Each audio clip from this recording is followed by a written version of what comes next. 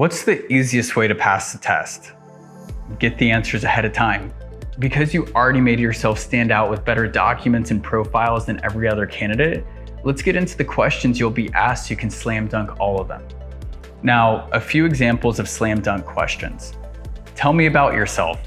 Why are you interested in this company? Why you for this role? What do you know about our company? These are guaranteed to be popped up throughout the interview process. Hence, why you should be prepared with an amazing answer that wows a hiring manager. Now, for context, slam dunk questions make up about 10 to 15% of an interview process. A slam dunk question doesn't need to be responded with in a particular format. These types of questions, simply put, are if you prepare ahead of time, you will answer them confidently without nerves, and it will allow you to impress people you're interviewing with.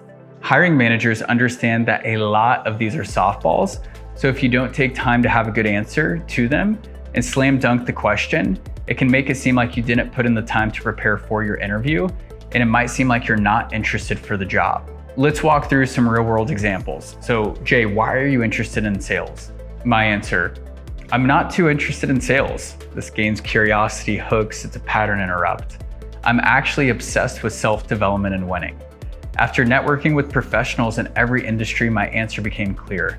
I want to be in a place where I get compensated for my efforts and do it with the most winning products. That being said, turns out selling with an industry leader like your company is what drives me at my core and why I'm excited to be talking with you today. Another example. I'm extremely interested in working for X because I'm aligned with X's mission of insert their mission statement. I noticed there are massive investments going towards insert the initiative, and I see myself building a career for a company like this long term. Regardless of how you answer, keep it entertaining, align with the company's values. If they want winners, show them you are a winner. And because you are prepared, no filler words like or These questions will come, and so control the outcome of how you present your answer. Take time to practice these questions. I have a full document of slam dunk questions. Practice out loud in order to succeed.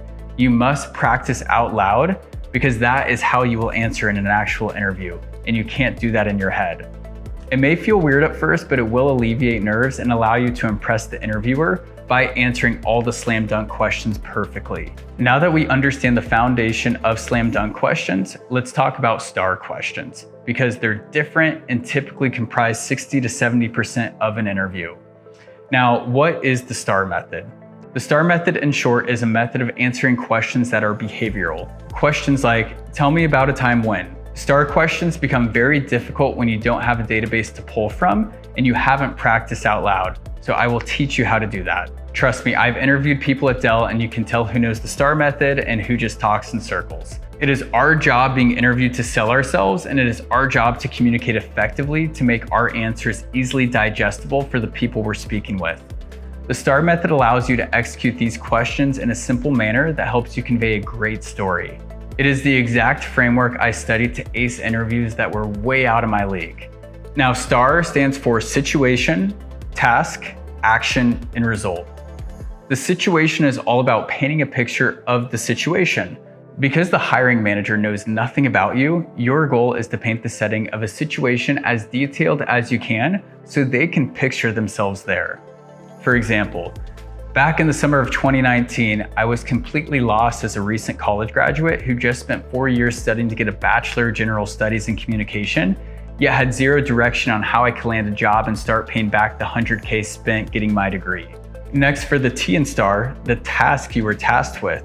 You just built an amazing situation or setting, so show what task was on your mind.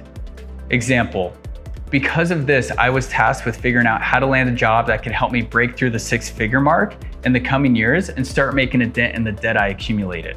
Now, the A, the action, is the action you took. Example, I started networking, applying, and interviewing with anyone who would take a chance on me. I spent 6 months, submitted over 200 applications to see if anyone would give me a chance to work for them and give me the opportunity to show I can produce great results. Now, the result of STAR, the R. The result is arguably the most important part of the STAR method. Never skip this part. This is the transformation. So my example, at the end of 6 months, right as I was about to give up, I landed an interview with Dell EMC. I flew out to Boston and locked in to give the best interview of my life. All my failures showed me the path to succeed, and I ended up landing the role in the next few weeks and went on to winning multiple awards and advancing 4 roles in 2.5 years. The journey was tough, but I would not be where I am today without this experience. Last, but certainly not least, we have technical questions, and these comprise, potentially 15 to 20% of an interview. Technical questions encompass your ability to do the role. For sales, this could be your sales methodology, how you outbound, or how you run a territory. Let's practice some examples based on what we've learned and different ways to approach these technical questions that will pop up throughout the interview process. Here's an example of a sales technical question. If we were to give you a leads list, how would you prioritize it? Now, you could break down the leads based on different time zones. You could send emails and calls early in the workday or late in the evening. You could send out blind calendar invites. You could target at management level instead of integrators and C-levels. You could go for middle of the pack. You could also start by targeting people that already spend with you over people that are greenfield. Another technical question is, how do you approach cold calls? Well, maybe for me, it's double dials all day until I get an answer. Maybe it's leaving voicemails. Or how would you conduct your outbound? For some people, it might be research on LinkedIn and make custom messages based on their interest. Some may do shorter, vague messages. Some may stick to blind calendar invites like I mentioned. If you get asked, hey, if we were to give you an hour to outbound, how would you do it and why? It's going to be different for everyone. There is no silver bullet. I may do emails and lead with value and lead with creativity because that 1 hour of emails can lead me into 10 meetings the next week over cold calls to the wrong person. If this is an entry-level sales role you're going for, they don't expect you to have 10+ years of experience, but they do expect to see how your brain works. For competitive roles, you want to make sure you are on your A game when you go through the interview process. Based on everything you have learned, think technically about your strategy and what it will look like from day one when you hit the floor. Think about your unique approach and how you will set up appointments. If there's one thing I can guarantee is that your strategy will evolve and change over time. Business development is the closest thing to a science project, and you will continually tweak the variables until you get your desired outcome.